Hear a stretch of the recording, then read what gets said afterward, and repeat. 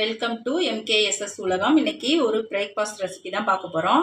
அதை எப்படி பண்ணலான்னு பார்க்கலாம்.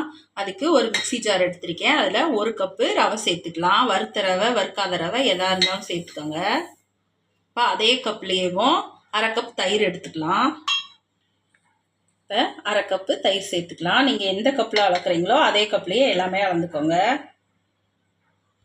இப்போ அதே கப்லேயும் நம்ம 1 கப்பு தண்ணி சேர்த்துக்கலாம். 1 கப் ரவைக்கு 1 கப் தண்ணி.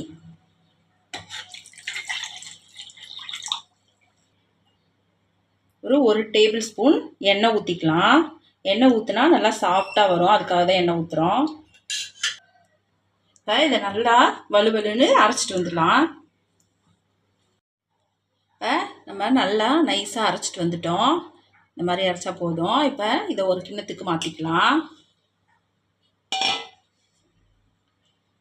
நம்ம இதுக்கு மேலே தண்ணி எதுவுமே சேர்க்கவே கூடாது. நம்ம மிக்சியில் இருக்கிறத அப்படியே ஜாரில் இருக்கிறத கையிலேயே நம்ம எடுத்து விட்டுலாம். இதுக்கு மேலே தண்ணி ஜாரை கழுவிட்டு ஊற்றணும்னு ஊற்றக்கூடாது, ரொம்ப தண்ணியாயிரும்.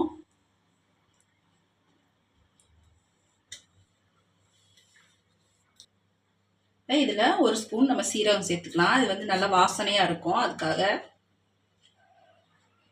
தேவையான அளவு உப்பு சேர்த்துக்கலாம்.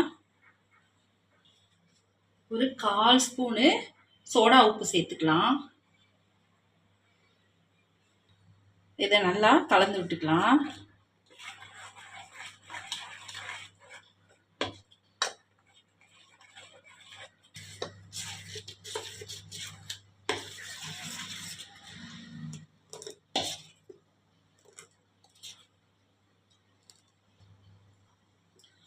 இது நல்லா கலந்தாச்சு. ஒரு தட்டு இல்லாட்டினா ஒரு கிண்ணம் எது இருந்தாலும் எடுத்துக்கோங்க.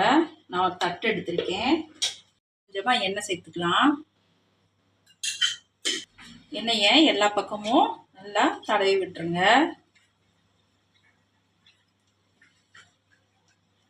அப்போதான் ஒட்டாமல் வரும், அதுக்காக தான் நம்ம எண்ணெய் தடவிக்கிறோம். நம்ம கலந்து வச்ச மாவை தட்டுக்கு நடுவில் வச்சு இப்படி ஊற்றிக்கலாம். அப்போதான் எல்லா சைடும் ஈவனாக இது வந்து பரவும்.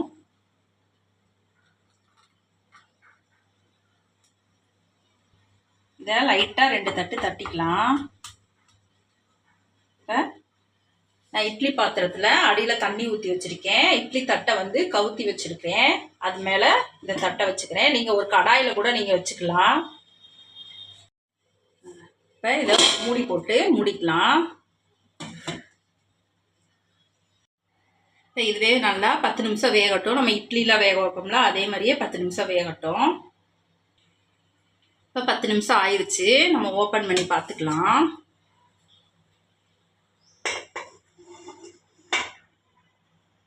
நம்ம இதில் வெந்துருச்சான்னு பார்க்குறதுக்கு ஒரு குச்சி இல்லாட்டினா கத்தி வச்சு நம்ம உள்ளே விட்டு பார்க்கணும். மாவு ஒட்டாமல் வந்துச்சுன்னா வெந்துருச்சுன்னு அர்த்தம். இப்போ இது நல்லா வெந்துருச்சு. உங்களுக்கு வேகாமல் இருக்கிற மாதிரி இருந்துச்சுன்னா இன்னும் கூட 2 நிமிஷம் வச்சுக்கோங்க. இப்போ நம்ம இதை வெளியே எடுத்துடலாம். இப்போ இதை நம்ம வெளியே எடுத்துட்டோம். இது கொஞ்சம் நேரம் அப்படியே ஆறட்டும்.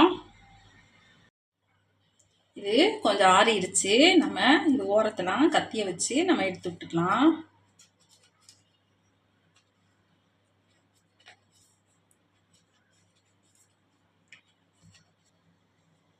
நம்ம சைடெலாம் எடுத்துட்டோம்.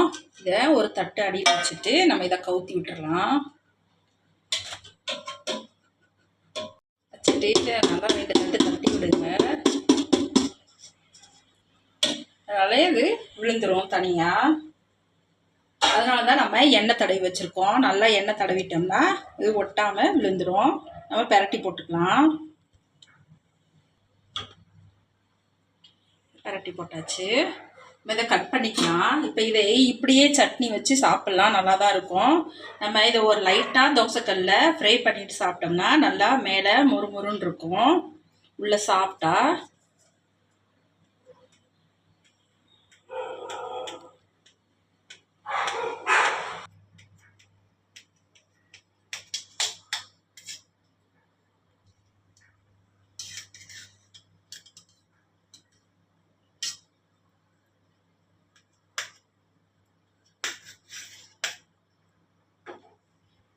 நல்லா சாஃப்டாக வந்திருக்கு. நம்ம இப்படியே சாப்பிட்லாம், நல்லா தான் இருக்கும். நம்ம குழந்தைங்களுக்கு வந்து லைட்டாக நல்லா மேலே கிறிஸ்பியாக இருந்துச்சுன்னா அவங்க விருப்பப்பட்டு சாப்பிடுவாங்க. அதுக்காக தான் நம்ம தோசைக்கல்லில் வச்சு நம்ம கொஞ்சம் ஃப்ரை பண்ணி எடுத்துக்கலாம். அடுப்பில் ஒரு தோசைக்கல் வச்சுருக்கேன். அதில் நம்ம எண்ணெய் 2 ஸ்பூன் எண்ணெய் ஊற்றிக்கலாம்.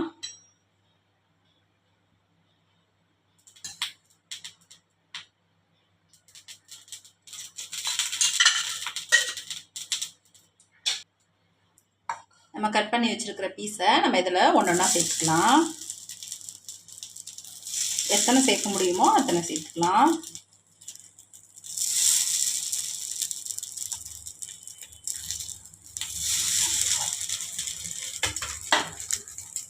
ஒரு சைடு ஃப்ரை ஆன பிறகு நம்ம இன்னொரு சைடு திருப்பி போட்டுக்கலாம். நம்ம இன்னொரு சைடு நம்ம திருப்பிக்கலாம்.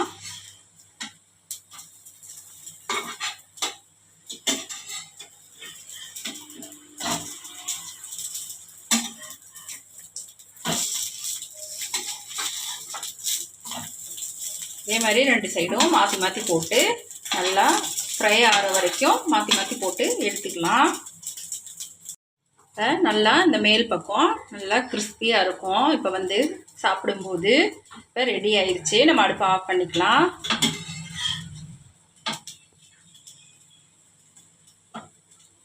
நான் வந்து இன்றைக்கி கார சட்னி தான் வச்சுருக்கேன்.